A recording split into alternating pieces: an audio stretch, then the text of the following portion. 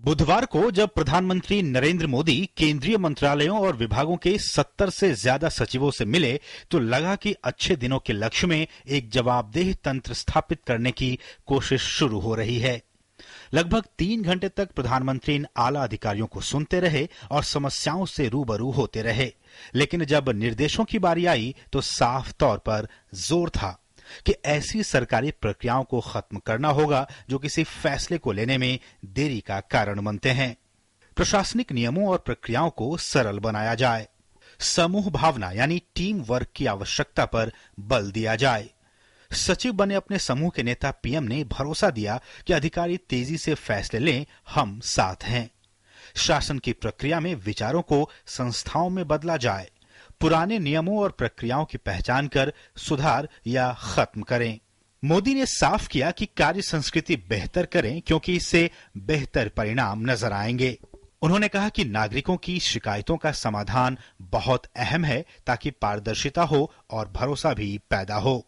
मोदी पहले ही आपस में जुड़े कई मंत्रालयों को एक मंत्री के हवाले कर इस बात का संकेत दे चुके हैं, जैसे बिजली और कोयला मंत्रालयों को एक मंत्री के साथ जोड़ना, परिवहन और सड़क मंत्रालयों को एक साथ लाना। लेकिन इससे कितना फायदा हो सकता है?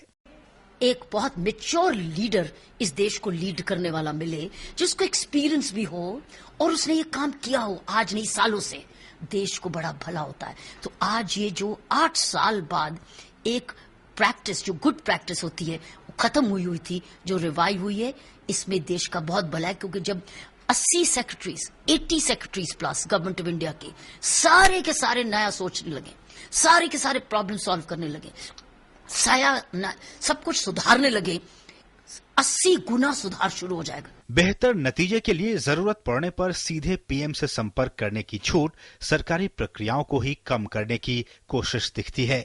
वहीं कार्यकुशलता सुनिश्चित करने के लिए तकनीक और इस्तेमाल जीत की कुंजी साबित हो सकती है। प्रौद्योगिकी के इस्तेमाल से विभागों के बीच बेहतर समझ के जरिए प्रशासनिक और योजनाबद्ध रूपांतरण संभव है। प्रधानमंत्री ने साथ ही कहा कि सभी अधिकारी उनसे संपर्क कर सकते हैं।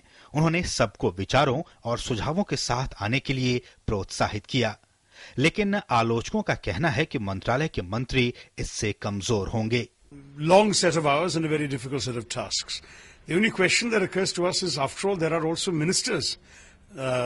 Between the Prime Minister and the secretaries, there are ministers who are not present at this meeting, who are not invited to the meeting.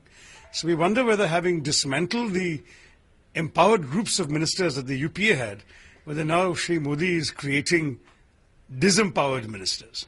जानकार कहते हैं कि अगला दौर शक्तियों के बंटवारे का हो सकता है और अनुभव ये बताता है कि मोदी इस तरह की सफल कोशिश गुजरात के सरकारी तंत्र में कर चुके हैं। Bureau report, DD news.